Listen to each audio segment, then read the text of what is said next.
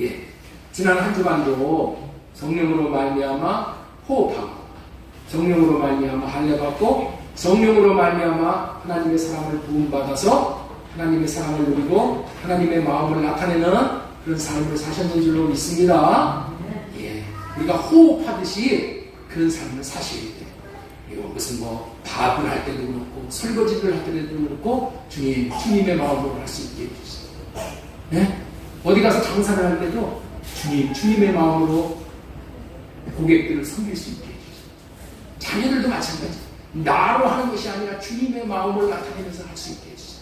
주님의 마음이 나타나면 자녀가 잘 될까요? 못 될까요? 자녀가 잘 되죠. 자녀가 살아나죠. 자녀가 세워지고. 내가 하려니까 안 되는 거예요. 내가 하려니까 뭐예요? 마귀가 역사에서 싸움이 일어나는 거예요. 내가 하려고 그러니까 듣기 싫으니까 다 자녀들이 떠나는 거예요. 주님이 하시면 됩니다. 주님이 하게 하는 거예요. 주님이 하게 하는 것을 우리는 보고 잠잠히 보고 주님의 영광을 보는 거야. 이게 언약 백성들이 살아가는 삶이야. 이게 첫째 것으로 살지 않고 둘째 것으로 사는 인생이란 말이에요. 이러한 축복을 여러분들 있죠? 말로만 듣지 말고 실제 행함으로 인해서 그 결과를 보는 거야. 이 맛을 봐야 맛을 알잖아요. 우리는 그런 맛을 보고 살아갈 수 있도록 하나님께서 이렇게 복음을 우리에게 주시는 거예요. 인생의 한평생은 참으로 짧다고 여겨져요. 제가 어렸을 때는 왜 이렇게 시간이 안 가는지 모르겠어. 그런데 지금은 뭐예요? 일주일 가는 것이 하루 지나가듯이 가. 그 짧음을 성경에서는 아침에 잠시 나타났다가 사라지는 안개의 일생과 같다고 비교를 해주셔요. 우리 야고보서 4장 14절 말씀 보도록 하겠습니다. 자, 읽겠습니다. 시작. 너희 생명이 무엇이냐? 그 잠깐이고 짧다고 하는 이유는 시간의 흐름이 유수와 같이 빠르게 지나기 때문이에요. 저도 여러분들과 같은 때가 있었어. 우리 준호와 같은 때가 있었고, 우리 지아 형제와 같은 때가 있어. 우리 호인이 같은 때가 있었어. 그런데 벌써 이제 65세에 올해 노인증을 받았어. 지하철도 이제 공짜로 타. 이제 나라의 도움을 받고 사는 인생이 되었어요. 그리고 이제 죽음을 준비해야 되는 인생이 되었어요. 지나고 보니 한순간과 같은 세월이었어요. 그러나 빠르게 지나가는 짧은 인생이지만 한편으로는 70년에서 100년이나 사는 인생이야. 그렇기 때문에 인생이 길 가면 긴 인생인 거예요. 왜냐하면 하루살이는 하루밖에 못 살아. 하루밖에 못 사는 거에 비교해봐. 우리가 얼마나 70년, 80년을 살아. 여러분들, 웬만한 동물들이 70년, 80년을 사는 동물들이 흔하지가 않아요. 70년, 80년 사는 동물들은 그렇게 없어. 여러분들이 애완견 길이죠? 70년, 80년 사는 줄 아세요? 어림없어요. 이 짧다면 짧고 길다면 긴 인생을 하나님께서 이 땅에 태어나도록 하신 목적을 이루는 데 쓰기만 한다면 충분한 시간을 주신 것이라고 말할 수 있습니다. 인생을 목적 없이 이것저것에 빠져서 살면은 금방 지나가는 거야. 목적을 이루는 데만 인생을 투자한다면은 목적을 이루는 데는 충분한 시간이 되는 것이 인생이라는 거예요. 그렇다면 그 인생의 목적을 이루는 것이 무엇입니까? 그 인생의 목적을 이루는 것이 뭐냐는 거예요. 니고데모에게 하신 말씀처럼 이 땅에서의 일은 거듭나는 것이라고 하셨듯이 영생의 열매로 알고 깨어져서 거듭나는 구원, 성령 세례를 받는 구원, 새로운 피조물 되는 구원, 예수 이름을 받는 구원, 다 똑같은 말이야. 똑같은 말. 이 구원을 받는 거야. 그게 인생의 목적이야. 이 땅에서의 우리에게 주어진 인생의 시간은 사실은 하나님께서 구원을 얻도록 하는 데에 필요한 시간으로 주신 거예요. 구원 얻으라고 이 시간을 준 거야. 구원 받았으면은 이 땅에서 사는 것보다 빨리 하늘나라로 가는 게 더 좋은 거예요. 이 시간을 잘 활용해서 이름을 받아 구원을 얻었다면 그 이름으로 말미암아 이 땅에서도 천국을 누리고 살게 되고 또 천국에 가서도 그 이름으로 본격적으로 해야 할 일을 하게 된다는 거예요. 여러분들 본 게임은 천국에 가서 하는 거야. 예수님의 이름으로 말미암아 왕으로 타는 거예요. 여기는 뭐 하는 거예요? 이름 받는 시간. 이름이 없으면 천국에 못 가. 그리고 이름이 없으면 천국에서 그 영적 세계를 다스릴 수가 없어. 그래서 이름을 받는 거야. 이름을 받는다는 게 뭘 받는다 했어요? 예수님의 생명, 예수님의 마음, 예수님 자신을 받는 거예요. 그렇기 때문에 우리는 세상을 살다 보면 인생 여정에 있어서 자신들이 하고 싶은 것이 많이 있겠지만은 자신이 하고 싶은 것을 하는 인생이 아니라 꼭 해야 하는 것을 하는 인생이 되어야 하는 것이다. 옆 사람들에게 한번 축복하시기 바랍니다. 옆을 보세요. 옆 사람을 쳐다보시고 당신이 하고 싶은 것이 아니라 꼭 해야 할 것을 하는 인생이 되십시오. 당신이 하고 싶은 것이 아니라 당신이 하고 싶은 것 하는 인생이 아니라 꼭 해야 하는 것을 하는 인생이 돼야 돼. 구원에 투자를 한다는 것은 하나님의 생명을 얻는 것, 거듭나는 것, 지난주에 말씀을 전한 바로 성령 세례 받는 것, 하나님의 이름을 받는 일, 다 같은 내용이라고 했죠. 이 같은 의미인데 여기에 인생을 투자해야 한다는 말씀.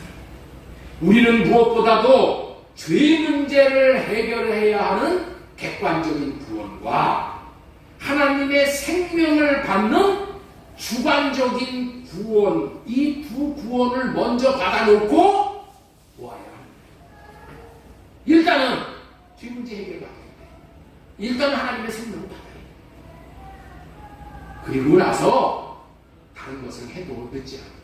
여러분들 죄 문제 해결 받고 하나님의 생명을 받으면은 여러분들 하고 싶은 얘기는 그런 일들은 다 배선으로 같이 시시하게 여겨져. 그래서 사도 바울 같은 삶을 살지 말래도 살게 되어 있어. 너무 이 세상의 것들이 시시하기 때문에 배설물로 여기고 이제 영원 살리는 일에, 천국을 누리는 일에 우리의 온 인생을 투자하게 되는 거예요. 그래서 오늘은 바른 믿음으로 얻는 구원, 바른 믿음으로 얻는 구원이라는 제목으로 하나님의 말씀을 배워하는 겁니다. 구원을 받는다는 것은 정말로 중요한 것인데 중요한 구원을 내가 어떻게 받는 것일까에 대해서 대표적으로 소개되는 구절이 에베소서 2장 8, 9절이 말씀이에요. 자, 우리 한번 보겠습니다. 자, 읽어보겠어요. 시작. 빨리 읽겠습니다. 시작. 너희는 그 은혜에 의하여 그것은 너희에게 난 것이 아니요 하나님의 선물이라. 행위에 의해서 난 것이 아니니 이는 누구든지 자랑하지 못하게 하려 함이니라. 이 말씀은 구원은 하나님이 은혜로 주시는 것이라는 거야. 하나님이 은혜로 구원을 내려주시는 것을 믿음으로 받는다는 거예요. 하나님은 자비로우신 분이셔서 우리에게 최고로 좋은 이 구원을 거저로 대가 없이 주시는 분이셔요. 그래서 이 구원을 은혜로 주신다. 너희는 그 은혜에 의하여 이렇게 말씀을 하시는 거예요. 또 구원은 믿음으로 받지 행위로 받지 못한다는 것을 강조할 때 이 구절을 많이 이용하는 거예요. 이 구절을 너무 이 구절이 중요한 거예요. 하나님께서는 구원의 선물인 예수 그리스도를 우리에게 보내주신 거예요. 이게 은혜야. 예수 그리스도를 보내주시는 것이 은혜 중에 최고의 은혜야. 우리에게 가까이 보내주셨어. 하나님 우리에게 가까이. 어떻게? 우리의 손만한 곳에, 우리의 입에 온 지금 이 공기에, 이 온 공기에 지금 뭐예요? 성령으로 충만한 거예요. 가까이 보내주셔서 가까이. 그래서 우리는 어떻게 돼요? 마시기만 하면 우리 하나님을 우리에게 안으로 모실 수가 있는 거예요. 잡기만 하면. 예? 이렇게 해주셨어. 이게 은혜란 말이에요. 다른 종교같이 뭐 하나님을 만나러 어디를 가고 이런 게 아니야. 하나님이 가장 가까이 나를 찾아오셨어. 그렇게 보내주신 예수 그리스도를 믿음으로 받는 것이 하나님의 구원 계획이라는 거예요. 하나님의 구원 계획. 오늘 너무너무 중요한 말씀이에요. 그래서 이렇게 꼭 그렇게 들어야 될 이 말씀을 놓치면은 내가 손해가 아니라 못 듣는 사람이 손해예요. 자, 로마서 10장 8절 보겠습니다. 그러면 무엇을 말하느냐? 말씀이 내게 가까워. 말씀은 예수님을 말하는 거야. 예수님이 가까이 오셨다는 거예요. 네 입에 있으면 네 마음에 있다 했으니 곧 우리가 전파하는 믿음의 말씀이니라. 믿음으로 예수님을 받아들이는 거란 말이에요. 자, 에베소서 2장 8절 너희는 그 은혜에 의하여 믿음으로 말미암아 구원을 받았으니 믿음으로 말미암아 구원을 받는다는 거야. 이 말씀은 하나님의 은혜로 구원의 선물인 예수 그리스도를 우리에게 가까이 보내주신 것을 믿음으로 말미암아 구원을 받는다는 거야. 행위로 받는 것이 아니라 우리의 행위의 잘남으로 받는 것이 아니라 믿음으로 그러면은 이렇게 믿음으로 구원을 받습니다 하니까 어떻게 돼요? 이 말씀을 들으면은 구원받는 것이 너무 쉬운 거야. 구원받는 것은 너무 쉬운 겁니다. 뭐 하면 돼? 믿기만 하면 되니까. 그냥 믿지 뭐. 손해 볼 거, 뭐 믿어서 뭐 손해 볼 거 있나? 믿자! 라고 하면서, 그런데 나 구원받았어. 이렇게 얘기한다. 예. 그렇게 생각하고 믿는 것이 구원을 선물로 받는다는 의미냐는 말이에요. 나 예수 믿었어. 예수님 이렇게 좋아. 예수 믿었어. 그러면 나 구원받았어. 그것이 구원을 선물로 받는다는 말이냐는 거예요. 그래도 오늘 정확하게 이것을 분별을 해야 돼요. 오늘날 많은 사람들이 구원받는 것을 그렇게 여기고 있는 거예요.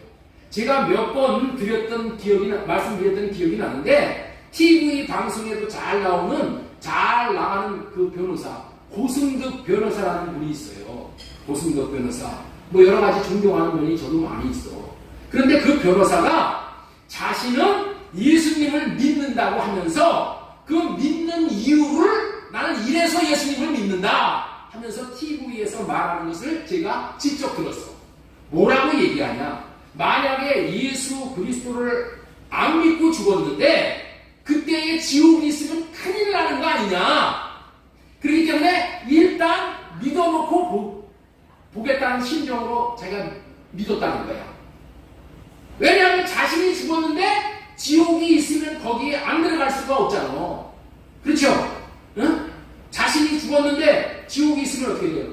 거기 떨어져야 되는 거 아니야. 예수님을 안 믿으면, 성경 말씀에 의하면.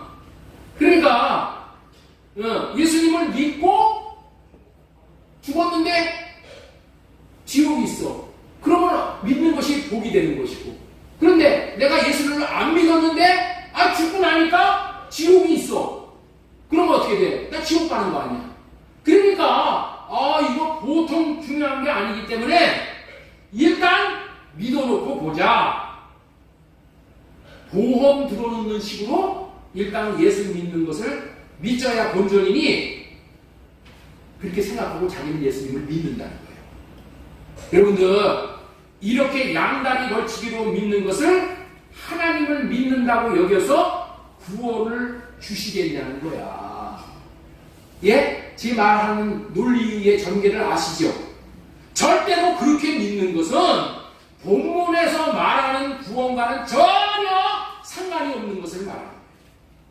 또 이렇게 믿는 사람들도 있어요. 예수님은 4대 성인 중에 한 사람으로 좋은 일을 많이 했고 십자가에서 우리 죄를 위해 달려 죽은 사랑이 많은 좋은 분이고, 예수님이 하나님의 아들이고 구원자라는 말씀은 진리니까 믿어야지 하고 자기 육신의 생각에 좋게 여겨져서 믿는 것을 예수님을 믿는다고 한다면 그것을 믿음으로 여겨서 하나님께서 그를 구원해 주시겠냐는 거예요. 절대로 그렇게 해서는 구원을 받지 못한다는 것을 분명히 알아야 되는 거예요. 그런데 불행히도 오늘날 교회 다니는 대부분의 교인들이 이런 방식으로 예수님을 믿는다는 거예요. 그렇다면 예수 그리스도를 믿으면 구원을 받는다고 되어 있는데 예수님을 믿는다는 것이 어떤 의미냐는 거예요. 하나님의 아들이고 나의 구세주시고 이런 예수님 내가 믿는 것이 그것이 구원받는 믿음이 아니라고 지금 내가 얘기를 하는데 그러면 목사님이 얘기하는 그 믿음은 뭘 얘기하는 것인가? 이거를 잘 알아야 돼요. 잘 들으셔야 돼요. 네, 이 졸음이 오면은 성령으로 호흡하고 마귀를 쫓아내야 돼요. 네. 너무너무 중요한 거예요. 너무너무 중요한 거예요. 지금 우리나라는 믿는 것에 대한 오해가 너무나도 많아. 옳고 바르게 믿는다는 것이 무엇인가를 전해드리고자 오늘 바른 믿음으로 얻는 구원이라는 제목으로 말씀을 전해드리는 거예요. 바른 믿음으로 얻는 구원, 바르게 믿어야 된다. 첫 번째로 전해드리고자 하는 내용은 예수 그리스도를 믿는다는 의미가 어떤 것이냐. 예수 그리스도를 믿는다는 것이 그럼 어떻게 믿는 것이냐. 이거를 전해드리려고 해요. 예수 그리스도를 믿는다는 것을 혼란스럽게 만들어 놓는 것이 사탄의 수작이라는 거예요. 왜냐하면 하나님이 마련해 놓으신 구원의 계획은 믿음으로 말미암아 구원에 이르는 것이야. 믿음으로 구원에 이르는 거야. 그런데 그 믿음으로 구원에 이르는 그 믿음이 무엇인지를 오해하게 하는 거야. 그게 사탄의 수작이니까. 그래서 구원을 못 받게 하는 거예요. 당연히 여러분들 믿음으로 구원을 받는다고 하면은 사탄이 구원 못 받게 하기 위해서 엄청나게 긴장을 하겠죠. 그리고 믿는다는 것을 애매모호하게 만들어 놓아. 그래서 다르게 믿지 못하게 한다는 거예요. 그래서 교회 안에 있는 많은 사람들이 믿는다는 것에 대해 큰 오해를 하고 있는 거예요. 그렇다면 예수 그리스도를 믿는다는 것은 무엇을 말하는 것인가? 예수 그리스도를 믿는다는 것은 무엇을 말하는 것인가? 옆에 있는 분에게 한번 물어보세요. 예수 그리스도를 믿는다는 것은 무엇을 말하는 겁니까?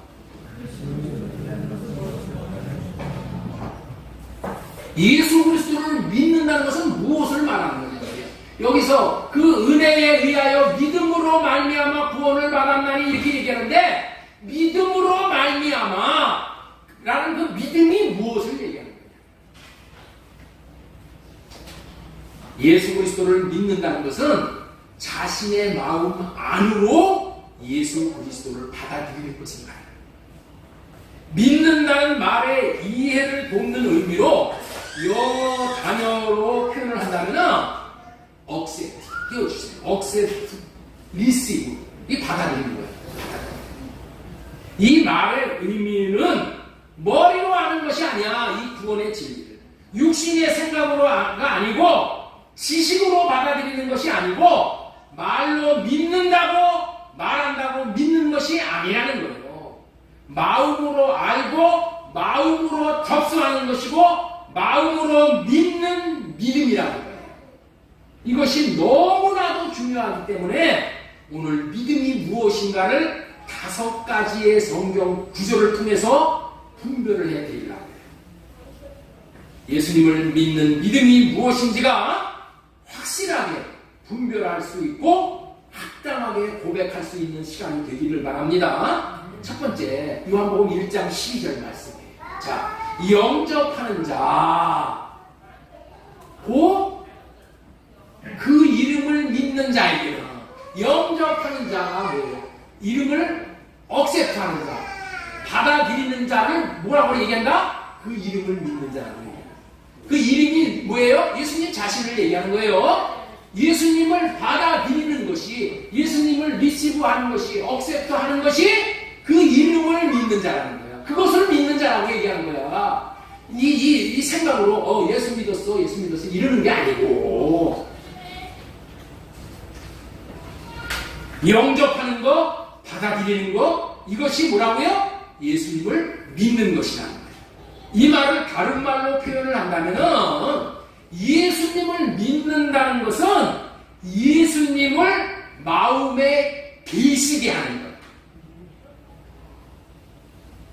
예수님을 믿는다는 것은 뭐라고요?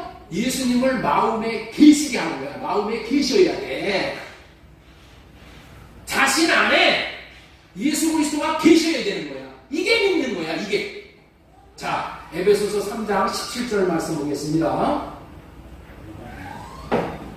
너희 믿음으로 말미암아 그리스도께서 너희 마음에 계시게 하시고, 너희 마음에, 우리 마음에 그리스도가 계시는 것이 뭐라고요? 믿음이라는 거예요. 믿음. 예수 그리스도를 믿는 믿음이 뭐냐? 예수님이 내 안에 계시는 거야. 예수님이 내 안에 계셔야지 이게 믿음이라는 거야. 믿음. 믿음으로 말미암아 예수 그리스도께서 너희 마음에 계시게 하시고, 이 말씀에서 믿음으로 예수 그리스도를 마음에 받아들여 마음에 계시게 하는 것이 예수님을 믿는 것이라는 의미야. 아시겠죠? 이걸 잡아야 돼. 예수님을 믿는다는 것은 예수님을 마음에 계시게 하는 거야. 계시게. 자, 고린도후서 13장 5절 우리가 많이 인용하는 구절이에요. 자, 보겠습니다. 너희는 믿음 안에 있는가? 이렇게 얘기를 해. 너희는 믿음 안에 있는가? 너희 자신을 시험하고 너희 자신을 확증하라. 이렇게 얘기한단 말이에요. 믿음 안에 있는가? 믿음 안에 있는 게 뭐냐? 예수 그리스도께서 너희 안에 계시는 줄, 예수 그리스도가 너희 안에 계시는 것이 뭐라고요? 믿음 안에 있는가? 이런 얘기야. 예수 그리스도가 내 안에 계신다면은 내가 예수 그리스도를 믿는 믿음 안에 있는 자야. 너무너무 중요한 거예요. 너무너무 중요한 거예요. 너희가 믿음 안에 있는지 아닌지가 너무 중요하기 때문에 시험해보고 확증해보라는 말이야. 뭘 확증해? 예수님이 내 안에 계십니다. 그것은 그리스도가 우리 안에 계신지 아니 계신지를 시험하고 확증해서 그리스도께서 안에 계시는 것을 알아야 된다. 모르면은 버림받은 자니라. 예수 그리스도가 내 안에 계시는 것을 모르면은 버림받은 자라. 대조를 하면서 말씀하는 거예요. 대조. 비교하면서. 믿음 안에와 마음에 계시는 것을 비교하면서 믿음이 무엇인지를 설명하는 거예요. 믿음 안에 있는가? 너희 마음 안에 있는가? 예수 그리스도를 믿는 것이 예수 그리스도가 마음 안에 계시는 것이라는 말이에요. 같은 의미의 말씀을 요한일서 5장 11절에서 보겠습니다. 또 증거는 이것이니 하나님이 우리에게 영생을 주신 것과 이 영생이 그의 아들 안에 있는 그것입니다. 이 영생이 아들 안에 있는데 아들이 내 안에 있는 자에게는 생명이 있는 거예요. 아들이 내 안에 있는 자가 생명이 있는 거고 하나님의 아들이 없는 자는 생명이 없는 거예요. 아들이 내 안에 어떻게 있게 돼요? 믿음으로 말이에요. 생명을 주시는 영이신 예수 그리스도를 내가 믿음으로 억셉트 받아들임으로 말미암아 내 안에 예수 그리스도가 계심으로 말미암아 내가 생명이 있다. 하나님의 생명이 있다. 하나님의 생명이 있는 게 이름이 있는 거예요. 이게 거듭난 것이고 이게 성령 세례 받은 것이고 이 자가 뭐예요? 이 자가 하나님의 아들이다. 요한일서 1장, 요한복음 1장 12절 다시 보겠습니다. 영접하는 자, 그 이름을 믿는 자들에게는 하나님의 자녀가 되는 것을 믿는 자가 뭐라고요? 믿는 자, 영접하는 자. 영접하는 자가 뭐라고요? 예수를 내 안에 받아. 내 마음 안에 받아. 머리로 받아들이는 게 아니고 머리로는 누가 들어와? 마귀가 들어와. 내 마음에 받아. 예수 그리스도를 받아들이는 자는 그 이름인 아들의 생명이 있는 자로 거듭난 자가 되어 오직 하나님께로부터 난 자가 됩니다. 거듭난 자가 되어져서 하나님의 자녀가 되어. 자, 우리 10장, 로마서 10장 9절도 보겠습니다. 네가 만일 네 입으로 예수님을 주로 시인하며 또 하나님께서 그를 죽은 자 가운데 살리실 것을 네 마음에 믿으면 곧. 네 마음에 믿는다는 것이 뭐라고요? 내 마음에 예수 그리스도가 계시면은 구원을 받은 거예요. 내 마음에 계십니다. 이 말씀도 너무나도 중요한 말씀. 사람이 마음으로 믿어 의에 이르고 입으로 시인하여 구원에 이르고. 이 말씀이 마음에 믿으면, 다시 말해서 마음에 받아들이면 예수 그리스도가 마음에 계심으로 말미암아 구원. 그 예수가 내 안에 있으면 구원이야. 그래서 내 안에 거하라, 나도 너희 안에 거하리라, 이렇게 말씀합니다. 그러면 열매를 맺는 거예요. 우리가 먼저 어떻게 돼요? 예수님 안으로 들어가는 거야. 예수님의 울타리 안에. 그러면 어떻게 돼요? 예수님이 내 안에 들어오시는 거예요. 예수님이 내 안에 들어오시는 것이 구원이야. 이상의 5가지 성경 말씀을 통하여 이제 저와 여러분들은 믿는다는 의미를 바르게 확실하게 알게 되어졌는 줄로 믿습니다. 우리가 어떤 예수를 믿는다고요? 우리가 어떤 예수를 믿는다고요? 내 안에 계신 예수님을 믿는 거예요. 아시겠죠? 내 안에 계신 예수님을 믿는 거야. 옆에 있는 분에게 질문하세요.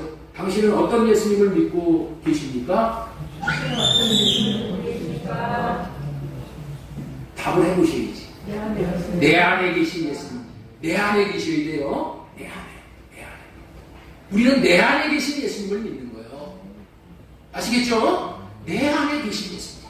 문 밖에서 두드리노니 누구든지 내 음성을 듣고 문을 열면 내가 그에게 들어가 끌어먹고 그는 나가 더불어 막 마음 안에 마음. 그게 마음문을 여는 거예요.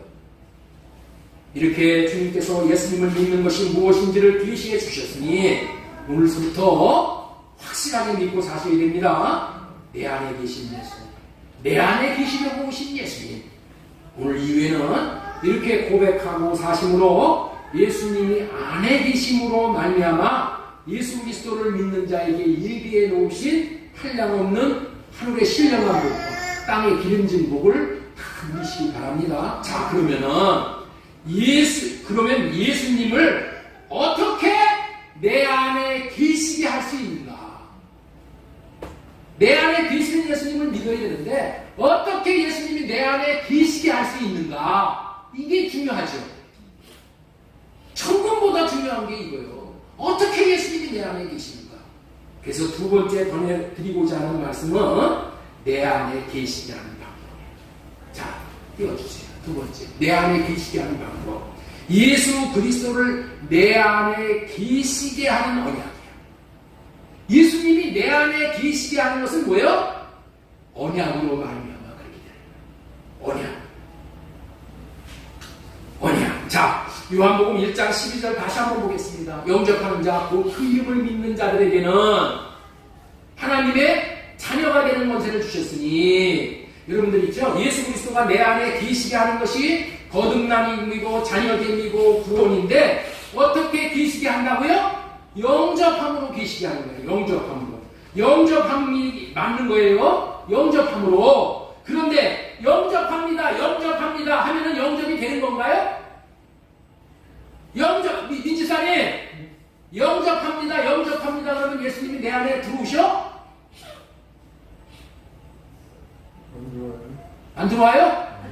우리 시사님은 때려 잡으시길 잘하시는 건가? 새벽 기도를 통해서, 저녁 기도회를 통해서 이거 확실해지셔서 그러신 거죠. 그렇죠?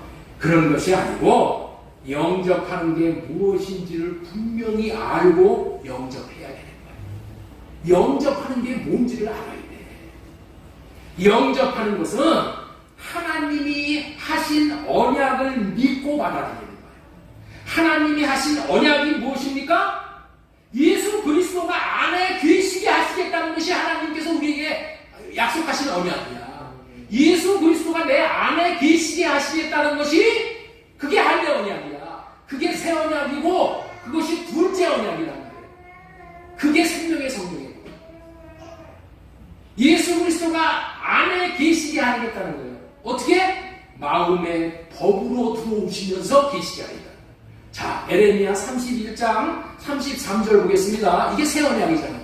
그러나 그날 후에 내가 이스라엘 집과 맺을 언약은 이러하니 곧 내가 나의 법을 그들의 속에 두며 그들의 마음에 기록한 법을 내 마음에 기록한다. 그 얘기가 뭐야? 예수 그리스도가 내 마음에 오셔서 사신다 그런 뜻이야. 법을 기록해 주셔서 예수 그리스도가 내 안에서 떠나지 않고 영원히 임마누엘로 함께 계시겠다라는 언약이 그게 뭐라고요? 그게 하나님의 언약이에요. 그것이 새 언약이에요.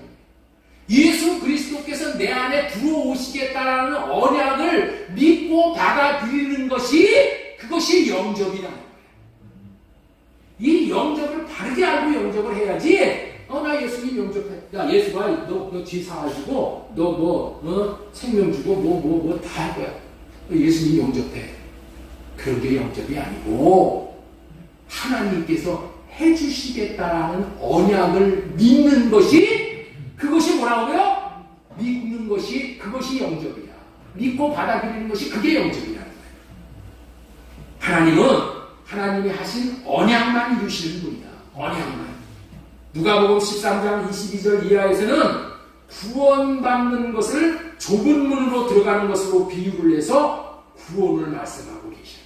자, 누가복음 13장 22절 보겠습니다. 어떤 사람이 여짜오되 주여 구원을 받는 자가 적으니까 그에게 이르시되 좁은 문으로 들어가기를 힘쓰라. 내가 너희에게 이르노니 들어가기를 구하여도 못하는 자가 많으리라. 이렇게 말씀하셔요. 구원은 좁은 문으로 들어가는 것인데 좁은 문으로 들어가는 자가 많지 않고 들어가려고 하여도 구하여도 못 들어간다는 말이야. 아무리 영접한다고 해도 영접이 안 된다 그런 얘기야. 그래서 구원을 얻는 자가 많지 않다. 왜 못 들어가고 들어가려고 해도 못 들어간다고요? 한마디로 영접하려고 해도 마음은 원이로되 그렇게 안 된다는 거예요. 영접이 안 된다는 거예요.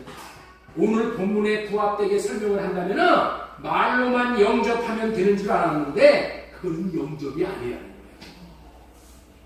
예수 그리스도가 자신의 마음에 계시는 줄 알았는데 안 계신다는 거예요. 이 말씀. 자신은 구원받는 줄 알고 착각하고 살았는데 아니었다는 것을 뒤늦게 깨달은 자들을 설명해 주는 말씀이 오늘 누가복음 13장 25절입니다. 자, 우리 이거 보겠습니다. 자, 보세요. 25절. 집주인이 일어나 문을 한번 닫은 후에 너희가 밖에서 서서 문을 두드리며 주여 열어주소서 하면은 그가 대답하여 이르되 나는 너희가 어디서 온 자인지를 알지 못하노라 합니다. 이 사람들이 어떻게 돼요? 이 사람들이 자 그때에 너희가 말하되 우리는 주 앞에서 먹고 마셨으며 주는 또한 우리의 길거리에서 가르치셨느냐. 주님이 가르치는 것을 배우고 공부하고 주님과 먹고 마셨어. 네? 그런데 주님이 뭐라고 했다고요? 그가 너희에게 말하이르되 나는 너희가 어디서 왔는지 알지 못하노라. 행악하는 자들아 다 나를 떠나가라. 여러분들 있죠? 여러분들 좁은 문으로 들어가는 자가 하나님 나라 안에 들어가는 구원을 받는데 26절 말씀을 보면은 이들은 자기 나름대로 열심히 신앙생활을 했다는 것을 알 수 있어.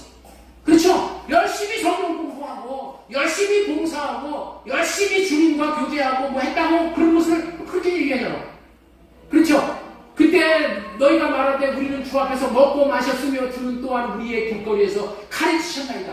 이렇게 열심을 다했어. 열심을 다했는데 주님은 뭐라고 그래? 나는 너 모른다. 나는 너를 알지 못한 자. 행악하는 자들아. 이렇게 말씀을 하시더라고요. 네? 얼마나 무서운 말이에요. 좁은 문으로 들어가야 되는데 이들은 좁은 문으로 안 들어갔다는 거예요. 좁은 문으로 들어가는 자는 하나님이 아브라함과 이삭과 야곱과 모든 선지자에게 맹세하신 언약을 믿는 자만 들어간다. 자, 그 다음 구절을 28절 보겠습니다. 28절 잘 들어보겠습니다. 시작. 너희가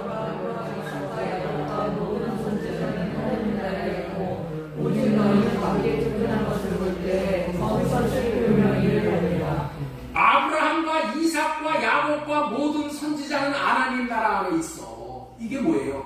아브라함과 이삭과 야곱과 모든 선지자들 에레미야, 에스겔 등을 통해서 하신 하나님의 언약을 믿고 영접한 자들만 하나님 나라 안에 있다. 영접하는 것이 뭐라고요? 아브라함과 이삭과 야곱과 모든 선지자들에게 하신 약속을 믿고 받아들이는 자. 이게 영접이라는 거예요. 이게 영접. 이 약속이 뭐예요? 예수 그리스도가 우리 안에 계시게 해주겠다는 언약이야.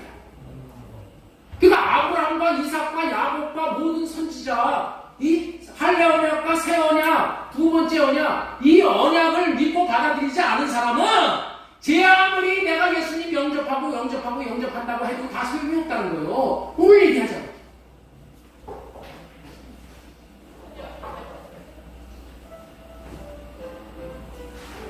어떻게 해야 구원을 받는다고요? 영접이 제대로 된 자가 구원을 받는다. 이 말씀의 이면에 깔려있는 말씀이 이 말씀. 영접이 제대로 되어 예수 그리스도가 안에 계시게 해야 된다는 거예요. 내 안에 계시게 해야 된다는 거예요. 그렇다면 이 말의 의미가 뭐라고요? 안에 계시게 하겠다는 것이 아브라함과 이삭과 야곱에게 하신 언약과 선지자들에게 하신 언약을 믿는 자에게 예수 그리스도 안에 들어가게 하고 예수님은 그의 안에 들어오신다. 그렇기 때문에 할례 언약, 새 언약을 믿음으로 받아들이는 자가 영접한 자라는 의미야.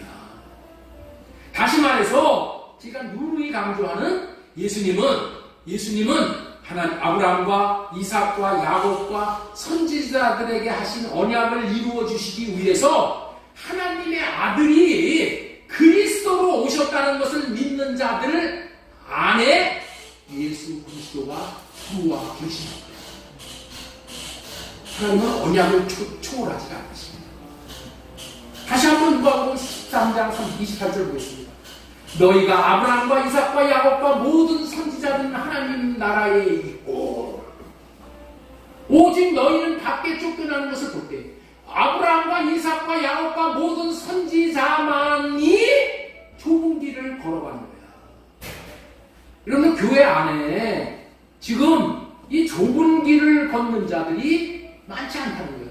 언약을 몰라. 언약을 모르는데 어떻게 그 언약으로 살 수 있겠어요? 하나님은 말씀하시고 이루시는 하나님. 아모스 3장 7절에 주 여호와께서는 자기의 비밀을 그종 선지자들에게 보이지 아니하시고는 결코 행하시고 미리 천국에 들어가는 길, 하나님 안에 들어가는 길을 이렇게 보여주셨어. 어떻게 보여주셨다고요? 아브라함과 이삭과 야곱과 모든 선지자들에게 하신 약속을 믿는 자들에게 하나님 나라에 들어가게 해주셨어요. 먼저 말씀하시고 이루시는 거예요. 네? 하나님은 뭐 하시는 분이라고요? 말씀하시고 이루신다니까. 자, 아브라함과 이삭과 야곱에게 맹세하신 언약이 뭘까요? 첫 번째, 아브라함에게 하신 언약이 뭘까? 아브라함의 씨에서 그리스도를 보내주시겠다는 거예요. 저 띄워주세요. 예. 아브라함의 씨에서 그리스도를 보내주시겠다는 것이 아브라함에게 하신 언약이야. 자, 이 창세기 22장 18절 보겠습니다. 네 씨로 말미암아 천하 만민이 복을 받으니 아브라함의 자손에서 씨를 보내주시겠다는 거예요. 예수 그리스도를 보내주겠다는 거예요. 그래서 예수 그리스도는 아브라함에게 하신 언약을 이루어 주시기 위해서 할례 언약의 추종자, 새 언약의 중보자로 오신 거야. 그래서 이 약속만 이루어지기에 예수님은 중보하시는 거예요. 자, 그 다음에 아브라함에게 하신 언약이 뭐예요? 완전하라. 창세기 17장 1절. 네? 완전하라. 넘겨주세요. 자, 완전하라. 아브라함이 99세 때 하나님께서 여호와께서 아브라함에게 나타나서 그 앞에 이르시되 너는 전능한 하나님이라 너는 내 앞에서 행하여 완전한 자만 어떻게 돼요? 좁은 문으로 들어가는 거예요. 완전해지는 방법이 뭐예요? 창세기 17장 아랫부분에서 뭘 얘기해요? 할례가. 내 육신의 생각으로 살면은 이건 완전한 자가 아니야. 어떻게 살아야 돼요? 하나님이 주신 생각과 마음으로 사는 거예요. 할례를 베풀고 사랑하게 하사 생명을 얻어요. 이렇게 해주시겠다는 거예요. 예수님을 이렇게 해서 얻게 된다. 생명을 얻는 것이 예수님을 얻는 거예요. 예수님을 마음에 얻는 거예요. 예수님을 얻게 된다. 마음에 모시게 된다. 이런 거예요. 그 다음에 이삭에게 하신 언약이 뭐예요? 영원한 언약. 영원히 지켜야 될 언약이야. 창세기 17장 7이죠. 자, 하나님이 이르시되 아니라 네 안에 살아가는 내 아들을 낳으면 그 이름을 이삭이라 하라. 내가 그 안에 언약을 세우니 그의 후손에게 영원한 언약이 되리라. 이삭에게 한 언약을 아브라함에게 한 언약, 씨를 주겠다, 완전하게 해주겠다, 할례 언약. 그 다음에 이삭에게는 영원한 언약. 그 다음에 야곱에게는 어떤 언약이요? 야곱에게는 둘째 언약, 둘째 언약. 자, 우리 히브리서 8장 6절로 13절 보겠습니다. 그러나 이제 그는 더 아름다운 직분을 얻으셨으니 그는 더 좋은 약속으로 세우신 더 좋은 언약의 중보자시니라. 더 좋은 언약이 뭐예요? 이게 새 언약이야. 새 언약이라 말씀하셨으며 첫 것은 낡아지게 하는 것이니 낡아지고 새해지는 것은 없어져요. 새 언약은 뭐예요? 첫 번째 언약, 모세 언약 다 낡아지게 하는 거야. 못 지키는 것은 다 흘러가. 그래서 예수님은 오셔서 뭐만 이루셔요? 새 언약만 이루시는 거예요. 그래서 이 새 언약을 믿는 자가 복음을 믿는 자가 되어져서 구원을 받게 된다는 말씀이에요. 복음이 무엇이라고요? 복음은 새 언약의 중보자로 오셔서 내 안에서 둘째 언약을 이루어주시는, 새 언약을 이루어주시는 예수님이 복음이야. 네? 복음이 뭐라고요? 새 언약의 중보자로 오셔서, 집사님 여기 모시고 쓰시려고 하지 마시고 수도 없이 들으셔야 돼. 들어야 돼. 이 쓰는 것은 다 머리로 가. 네. 들어야지 마음으로 옵니다. 마음으로 들어야 돼. 할례가. 새 복음이라는 것은 새 언약의 중보자로 오셔서 내 안에서 새 언약을 이루시는 예수님이 복음이야. 새 언약을 이루시는 예수님이 뭐 한다고요? 내 안에서 영원히 같이 사신다고. 갈라디아서 3장 7절 보겠습니다. 그런즉 믿음으로 말미암은 자들은 아브라함의 자손인 줄 알지어다. 믿음으로 말미암은 자. 이 복음을, 이 언약을 믿는 자들은 아브라함의 자손이야. 또 하나님이 이방을 믿음으로 말미암아 의를 정하실 것을 성경이 미리 먼저 알고 아브라함에게 복음을 전하되. 아브라함에게 뭘 전했다고요? 복음을 전했다니까. 아브라함에게 언약하신 것이 뭐라고요? 복음이야, 복음. 복음은 뭐라고요? 내 노력으로 되는 것이 아니라 성령으로 말미암는 거야. 성령으로 할례받고, 성령으로 하나님의 사랑을 부음받고, 성령으로 말미암아 하나님의 생명을 내가 받는 거야. 이게 복음이야. 그래서 아브라함에게 이 복음을 전했어. 할례받은 아브라함의 씨에서 예수 그리스도를 보내주시겠다는 것이 이 언약이 복음이라. 새 언약의 중보자로 오셔서 두 번째 언약을 이루시는 예수님이 복음이야. 이 언약을 믿는 자가 복음을 믿는 자가 되어져서 구원받게 된다는 말씀이에요. 그렇기 때문에 예수 그리스도를 믿는다는 것은 아브라함에게 하신 언약을 믿는다는 의미로 이 언약을 믿어야 예수 그리스도가 안에 계시고, 이 언약을 믿는 것이 뭐 하는 거라고요? 영접하는 거예요. 이 언약. 하나님이 하신 언약을 믿는 것이 이거를 예수 그리스도를 영접한 거야. 이 언약이 뭐라고? 예수 그리스도를 씨로 보내주시겠다고 했어요. 예수 그리스도를 말미암아 우리에게 새 언약이 이루어지는 거예요. 내 마음에 법이 새겨져서 예수님의 마음을 주셔서 예수님의 마음을 나타내면서 살 수 있게 해주시겠다. 자, 지금까지 설교 제목 바른 믿음으로 얻는 구원이 무엇일까? 예수 그리스도를 믿는다는 것이, 믿는다는 의미를 말씀드렸죠. 두 번째, 예수 그리스도가 내 안에 계시게 하는 언약. 하나님께서 우리에게 하신 언약이 뭐라고요? 예수님이 내 안에 계시게 해주시겠다는 언약이야. 이게 복음이야. 이게 구원이라니까. 자, 그러면은 마지막으로 세 번째, 언약을 믿는 자들에게 주시는 회개의 선물. 참 기가 막힌 말씀입니다. 언약을 믿는 자들에게 뭘 주신다고요? 회개의 선물. 회개할 수 있다는 것이 복 중에 복이라는 것을 아셔야 돼요. 회개하면 할례받고 흰눈같이 양털같이 마음이 깨끗해져서 마음이 얼마나 가벼워지는지. 이 세상에서 죄짐보다 무거운 짐이 없어. 그런데 회개함으로 말미암아 이 짐을 또 벗겨주시는 것이 회개고 할례야. 할례를 받음으로 완전한 용서함을 받는다. 그래서 할례를 많이 받으라는 거예요. 여러분들 마음이 새털같이 가볍시라고. 응? 그래서 회개하고 할례 받으라는 거예요. 성령을 위해서. 내가 회개하고 할례가 안 돼. 성령으로 말미암아. 회개함으로 마귀의 종노릇의 저주에서 해방돼. 성령으로 회개하고 할례 받도록 하시어 그리스도를 영접할 수 있도록 깨끗한 그릇으로 준비됐는가? 예수 그리스도를 새 언약의 중보자로 오신 예수 그리스도를 우리 마음에 영접을 하려면은 내 마음이 깨끗해야 돼. 내 마음이 더러우면은 예수님이 오시겠어요? 이 용서함을 받은 자의 마음에 그리스도가 계시게 할 수 있다는 거예요.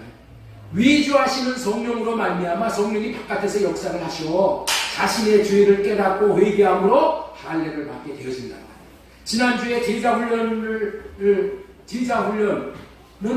세례를 준 목사님한테 제자로 삼아가지고 훈련받는다고 했죠? 그럼 목사가 되어져서 제자훈련을 하는데 제일 먼저 도움받는 게 뭐예요? 죄를 깨닫게 해주는 거야. 그래서 회개하게 하는 거야. 자, 마태복음 3장 11절 나는 너희로 회개하게 하기 위하여 물로 세례를 베푸거니와. 물로 세례를 베풀어서 이 세례 베푼 목사님의 제자가 되는 것은 왜 제자가 된다고요? 회개하게 하기 위해서. 죄를 깨닫게 하기 위해서. 내 잘못을 깨닫게 하기 위해서 알려주는데 목사님 나한테 무슨 유감이 있어갖고 나를 공격하려고 맨날 내 문제만 잡네. 이러면 안 되는 거예요. 뭐하게 하기 위해서 하라고요? 회개하게 하여서 새털과 같이 내 마음이 가벼워져서 예수 그리스도가 내 마음에 계시게 하기 위해서 그렇게 회개하라는 거예요. 목사를 통해서도 회개를 배우고 성령을 통해서도 뭐야? 성령님을 통해서도 뭐를 가르치셔요? 회개를 가르치시면 되니까. 할례 언약이 첫 시작이 성령으로 호흡을 구하여 성령으로 말미암아 회개하고 할례라. 자, 신명기 30장 6절 네 하나님 여호와께서 네 마음과 네 자손의 마음에 할례를 베푸시라. 이 할례를 베푸는 것은 어떤 자에게 베풀어 주신다고요? 회개하는 자에게. 회개하면 네 회개가 정말 제대로 됐구나 하고 성령으로 딱 도장을 찍어주는 것이 할례. 완전한 회개가 됐다는 것이 성령으로 회개합니다. 그래서 우리는 할례를 구해야 됩니다. 회개하고 할례를. 회개하고 할례가. 그리스도 안에 모시는 첫 과정은 리더 목사를 통해서도 성령을 통해서도 마찬가지로 자신이 살아온 삶이 뭐예요? 육신의 생각으로 사는 것을 회개하는 거예요. 육신의 생각으로. 내 생각으로 내 마음대로 사는 것을 회개하는 거예요. 우리의 죄된 마음에 예수 그리스도의 영이신 거룩한 성령이 들어오실 수가 없기에 먼저 회개하고 할례해서 입주 청소를 하는 거야. 입주 청소. 여러분들 아파트로 이사갈 때 입주 청소하는 거잖아요. 그죠? 청소하면 들어가잖아. 우리 성령님이 우리 안에 들어오시기 전에 예수님이 들어오시기 전에 내 마음을 뭐 해주신다? 입주 청소해 주시오. 입주 청소해 주시는 것이 회개야. 할례 받는 거예요. 그래야지 예수님이 내 안에 계시게 돼요. 자, 그런데 입주 청소를 해 주시겠다고 예수님이 십자가를 지시기 전에 700년 전에 예언을 해 주셨어. 뭐 해 주시겠다고요? 입주 청소해 주시겠다고. 자, 우리 한번 그 말씀을 보겠습니다. 스가랴서 13장 1절이네요. 스가랴서 13장 1절. 그날에 죄와 더러움을 씻는 셈이 다윗의 족속과 예루살렘 주민을 위하여 열리리라. 죄와 더러움을 씻는 셈이 다윗의 족속과 예루살렘 주민. 이건 뭐야? 언약을 믿는 자들이야. 언약을 믿는 자손들에게 이것이 열리는데 만군의 여호와가 말하노라 그날에 내가 우상의 이름을 이 땅에서 끊어서 기억도 되지 못하게 할 것이며 거짓 선지자와 더러운 귀신을 이 땅에서 떠나게 한다. 뭐 하면은 내 안에 입주 청소를 해주시면 예수님의 피로 물로 씻어주시면은 내 안에 뭐가 떠나간다고요? 거짓 선지자. 여러분들 매일매일 속고 살잖아. 거짓 선지자들에 의해서. 이 복음은 듣지 않고 맨날 예수 믿으면 복 받고 자녀가 잘 되고 무슨 대학 잘 들어가고 맨날 이런 거짓 선지자들. 예? 거짓 선지자들의 말에 속해가지고 나 길을 긁어주니까 그런 데는 미혹해서 가고 할례받아라 죽어라. 예? 이런 소리는 귓등으로 듣잖아. 거짓 선지자들은 좋아한다. 네, 오늘날에 거짓 선지자들이 너무너무 많은 세상이요. 이 교회 안에 거짓 선지자와 더러운 귀신을 이 땅에서 떠나게. 거짓 선지자로 말해서 내 안에 귀신들이 드글드글거려. 귀신들을 떠나게 해주시. 뭐 할 때? 죄와 더러움을 씻는 셈이 열려. 죄와 더러움을 씻는 셈이 열려야지만은 귀신이 떠나가. 예수 그리스도로 말미암지 않고는 귀신을 떠나보낼 그런 방법이 없어. 입주 청소를 할 수가 없다니까. 이게 복음이요. 이게 은혜라니까. 죄와 더러움을 씻는 셈이 열리면은 어떻게 되는가? 어떻게 되는가? 이 셈이 열림으로 모든 백성이 저주에서 벗어나 자주하게 돼요. 여러분들 세상이 뭐라고 누가 가득하다고요? 거짓 선지자와 귀신이 가득하다. 이 세상이 어디예요? 이 세상이 어디야? 민주사님, 이 세상이 어디요? 이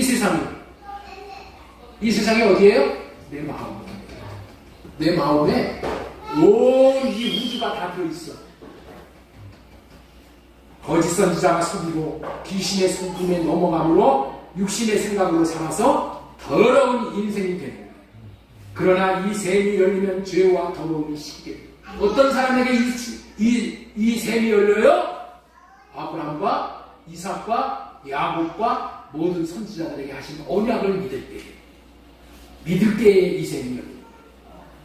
귀신이 쫓겨나가는 것이 복음입니다. 성령으로 말미암아 귀신을 쫓아내는 것이면 하나님의 나라가 이미 너희에게 임하였느니라. 내가 귀신을 쫓아낼 수가 없어요. 예? 귀신을 이길 수 있는 자가 없다니까. 맨날 귀신을 못 이기니까 귀신에게 당해가지고 맨날 싸우는 거예요. 왜 그래요? 내가 귀신을 못 이기기 때문에 그러는 거예요. 내가 이기려고 하면 못 이겨. 귀신을 쫓아내는 것은 뭐예요? 예수님의 보혈이 와야 돼. 예수님의 마음이 들어와야 돼. 예수님의 마음을 드러내야 돼. 예수님의 마음이 나가려면 어떻게 해? 나는 죽어야 돼. 나는 죽고 예수님으로 사는. 그러면 귀신에게서 자유를 얻어 그 인생이 마음의 평안과 안식을 누리고 하늘의 복으로 살게 돼요. 여러분들, 저와 여러분들의 가정이 왜 분란을 일으킵니까? 왜 평지풍파가 일어납니까?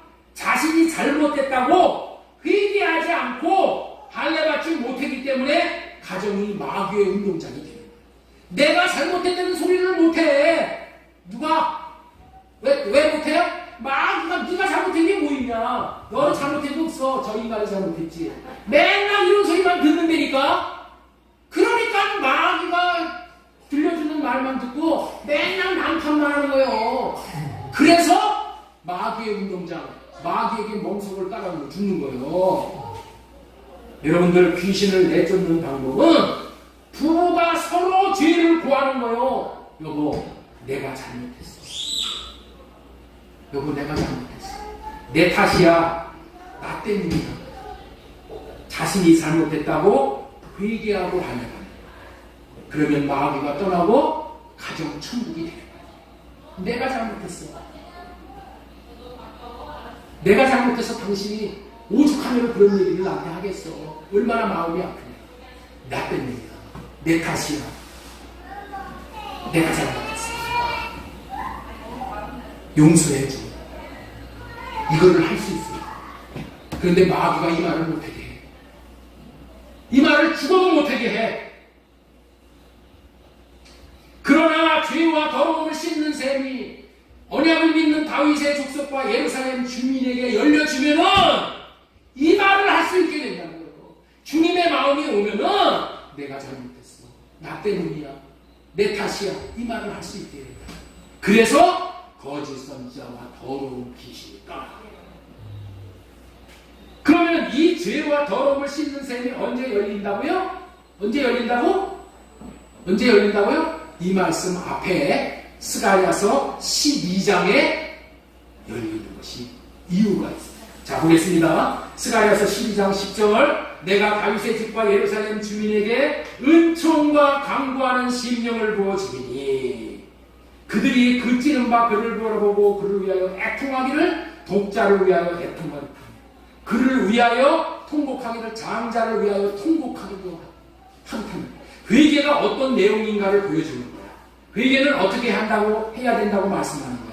다윗의 집과 예루살렘 주민은 언약을 믿는 백성들인데 이들에게 은총과 강구하는 심령을 부어주시면은 예수 그리스도를 십자가에 못 박힌 그 주의를 깨달아져가지고 애통을 한다는 거야.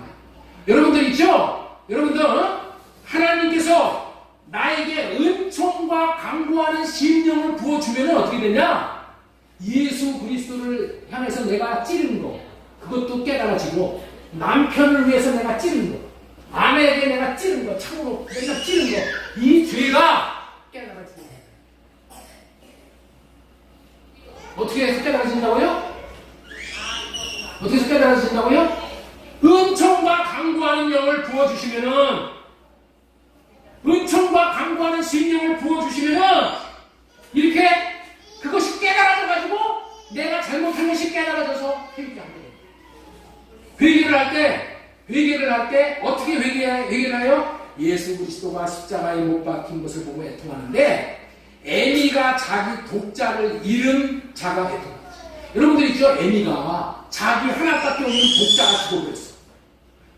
자기 하나밖에 없는 독자를 죽는 그 애를 보고 애미가 애통해요? 애통하지 않아요? 애통해. 호인아 애통하게 하면 안 하겠냐? 우리 호인이는 아직 결혼을 안 해봐가지고 독자를 잃었어. 애미가 대성 통곡을 하겠죠. 그렇게 회개를 한다는 거야. 내 죄가 그런 죄를 지었다는 것을 내가 하나님에게 예수님에게 그런 죄를 지은 것을 내가 아내에게 그런 죄를 지은 것을 내가 남편에게 그런 죄를 지은 것을 내가 목사에게 그런 죄를 지은 것을 알고 어떻게 된다? 대성 통곡하는 역사가 일어난다. 이게 회개라는 거야. 이런 회개를 하게 될 때 독자를 잃은 애미의 심정, 장자를 잃은 애미의 심정으로 자 우리 한번 보겠습니다. 내가 다윗의 집과 예루살렘 주민에게 은총과 강구하는 심령을 부어주리니 그들이 그 찌른 바 그를 바라보고 그를 위하여 애통하기를 독자를 위하여 애통하며 그를 위하여 통곡하기를 장자를 위하여 통곡하다. 이렇게 우리가 뭐예요? 내 죄가 이렇게 큰 것을 알고 이렇게 회개하고 애통하고 통곡한다. 이럴 때에 죄와 더러움을 씻는 셈이 열린다. 자, 그러면은 어떤 때에 애통한다고 그랬죠? 어떤 때에 애통한다고 그랬어요? 어떤 때에 애통한다고 그랬어요? 지금 말씀 다 전해드렸는데 호인아 어떤 때에 애통한다고 했냐? 은총과 강구하는 심령을 부어주실 때라고 그랬죠. 그러면은 은총과 강구하는 심령이 무엇이야? 은총과 강구하는 심령을 하나님께서 우리에게 부어주셨다고 했는데 은총과 강구하는 심령이 뭐예요? 아시는 분 한번 손 들어주세요. 아무도 모르죠? 우리 집사님. 회개. 맞는 얘기인데 은총과 강구하는 심령을 부어주신대. 그런데 여러분들 모르듯이 저도 몰라. 이렇게 모를 때는 어떻게 하냐? 모르는 것이 이게 약이다 하고 넘어갈 거예요? 그러면 안 돼. 이럴 때는 여러분들 있죠? 현대어 성경 저 뒤에 있는 현경어 성경을 읽어보시오. 저거 하나씩 사가지고 너무 좋기 때문에 저기다 갖다 놓은 거예요. 자, 거기에 뭐라고 나와 있냐? 스가랴서 12장 10절 말씀 보겠습니다. 다른 한편으로는 내가 다윗의 후손들과 예루살렘 주민들에게 뉘우치는 마음을 가득 채워주었어. 은총과 강구하는 심령이 뭐라고요? 뉘우치는 마음. 나에게 무슨 마음을 주신다고? 뉘우치는 마음. 뉘우치는 마음이 뭐야? 회개하는 마음을 주시는 거야. 회개하는 마음을 주시면은 그때 내가 예수님을 찌른 것이 죄인 줄 알고 회개가 나. 내가 아내를 향해서 찌르는 그것이 죄인 줄 알고 회개가 돼. 남편이 내가 남편을 찌른 죄가 잘못된 줄 알고 회개하는 거예요. 뭐를 받으면 뉘우치는 마음을 받아요. 뉘우치는 마음을 받아요. 뉘우치는 마음은 누가 주실까요? 성령님이 주시는 거야. 성령으로 일하지 않으면은 내 마음에 강박한 마음, 마귀가 주는 마음으로 가득해. 그러나 성령이 오셔서 뉘우치는 마음을 주면은 회개 안 하고 못 견뎌요. 이 독자를 잃은 애미가 애통하듯이, 장자를 잃은 애미가 애통하듯이, 그렇게 애통을 할 때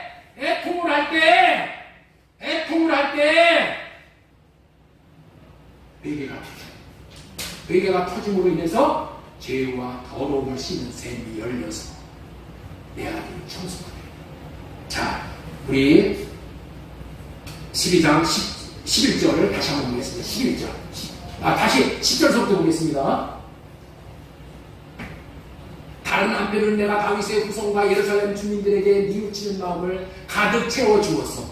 그들이 모두 나에게 긍휼을 베풀어 달라고. 긍휼이 뭐예요? 나를 살려주세요. 나에게 불쌍히 여겨주세요. 긍휼을 베풀어 달라고 간청하게 될 것이다. 그때 그들은 자기들이 찔러 죽인 사람을 보자마자 외아들을 잃고 통곡하는 사람처럼 그를 위하여 통곡하고 맏아들을 잃고 우는 사람처럼 모두 그를 위하여 비통하게 될 것이다. 우리가 예수 그리스도에 대해서 이러한 통곡하는 마음으로 회개하지 않으면 죄와 더러움을 씻는 샘이 열리지 않는 거예요. 그러니까 속으면 안 돼. 속으면 안 돼. 그냥 성경 공부 몇만 들어서 나 예수 영접했어. 너 하나님의 아들이야. 축하합시다. 여러분들 이랬다고 영접이 되는 게 아니에요. 죄와 더러움을 씻는 샘이 열려서 이것이 씻겨져요. 어떤 자에게 뉘우치는 마음을 받아서 애통하며 회개. 예수님에 대해서 이런 애통이 있어야 돼요. 우리가 내 육신의 생각으로 내가 주인 되어서 사는 것에 대한 애통이 있어요. 근데 어느 정도냐? 이걸로 끝나는 게 아니야. 자, 스가랴서 12장 11절 보겠습니다. 다른 한편으로는 온 나라가 슬피울 것이다. 온 나라가 대성통곡을 하는 거예요. 가족마다 따로 슬피울 것이요, 다윗의 집안의 가족들도 따로 슬피울 것이며, 그 집안 여인들도 따로 슬피울 것이요, 나단 집안의 가족들도 따로 슬피울 것이며, 그 집안의 여인들도 따로 울 것이며, 레위 집안의 가족들이 따로 슬피울 것이며, 그 집안 여인들도 따로 울 것이며, 이 시므이 집안의 가족들이 따로 슬피울 것이며, 그 집안 여인들도 따로 슬피울 것이며, 그 밖에 남아있는 모든 집안의 가족들도 따로 슬피울. 따로 모여서 뭐한다? 계속 행복을 합니다. 여러분들 있죠? 이것을 어디서 볼 수 있냐면은, 요즘에는 장례식장을 가도 웃는 사람이 없어. 그런데 옛날 장례식장에 가면은 여러분들 문상객들이 오잖아요. 그럼 문상객들 이모도 오고 고모도 오고 붙잡고 같이 울잖아. 같이. 왜? 자기 부모 잃은 것이 너무 슬퍼가지고 울잖아. 통곡하잖아. 그렇죠? 따로 여기서 한번 울고 저기 가서도 또 울고 눈물이 마르지 않고 계속 울어. 이스라엘 백성에게 회개하는 그런 울음이 그렇다는 거예요. 온 나라가 대성통곡을 하는 거예요. 온 나라가. 이럴 때에 이런 회개가 있을 때 가정에서 마귀 귀신이 떠나요. 왜? 죄와 더러움을 씻는 샘이 열려서 그 샘을 피를 뿌려줍니다. 이런 회개는 성령의 도움이 없이는 할 수 없는 회개예요. 예수 그리스도가 마음에 계시게 하기 위해서는 이런 회개가 선행되어야 되는데, 이 회개는 성령으로 말미암아 이루어지는 거예요. 그렇기 때문에 나 혼자, 여러분들 길을 쓰고 혼자서 안 돼요. 성령의 도움을 받고 멘토 목사의 도움을 받고 그래서 이런 뉘우치는 마음을 주시는 성령의 역사를 보기 위해서 여러분들에게 유임을 나눠드립니다. 날마다 성령으로 호흡하게 해달라. 성령을 구해야 돼. 성령을 구해야지 내 잘못은 안 되니까. 성령이 임하지 않으면 다 자기 잘난 맛에 살아. 맨날 남의 죄만 지적하고 산다니까. 잘하는 것은 자기 탓이고 못하는 것은 나 조상 탓이 된다니까. 스가랴서 13장 10절 이하의 회개를 통해서 죄와 더러움을 씻는 셈이 다윗의 족속과 예루살렘 주민을 위하여 열립니다. 언약을 믿을 때 성령이 오셔서 우리에게 회개할 마음을 주셔서 이 대성통곡하는 이 회개가 있으고 나서 예수 그리스도가 내 안에 임한다. 이게 영접이야. 이렇게 영접하는 것이 성령 세례다.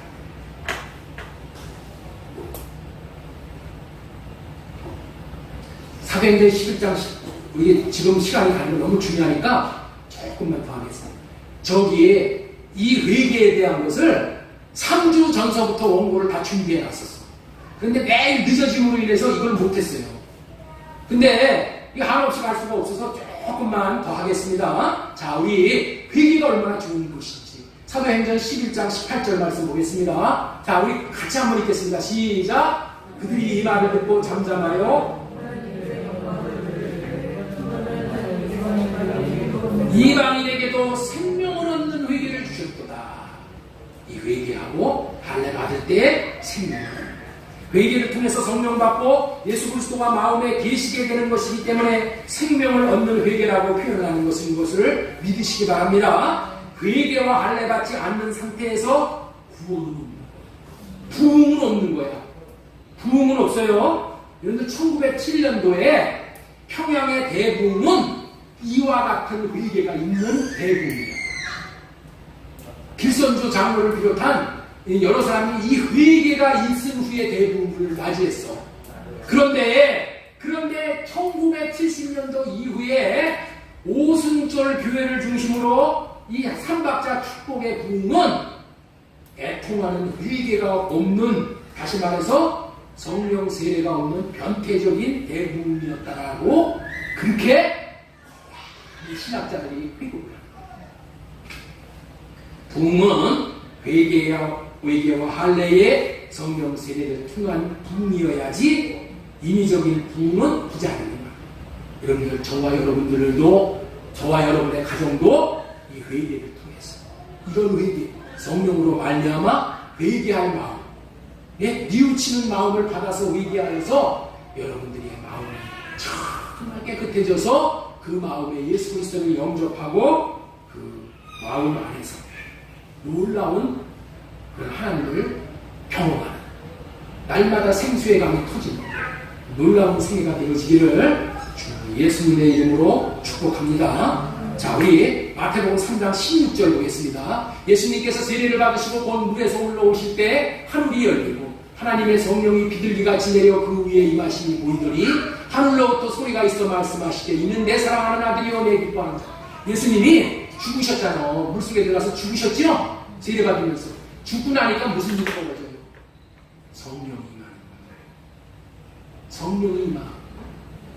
그리고 내 기뻐하는 자다, 내 사랑하는 자다라는 이러한 칭호를 듣게 돼요. 성경 어디를 돌아봐도 우리는 날마다 회개하고 할례 받으면서 죽는 삶을 살아요. 그래서 여러분들, 우리가 이거를 알아야 됩니다. 내가 죽고 사는 것이 나의 자랑이 되어야 돼. 나의 자랑.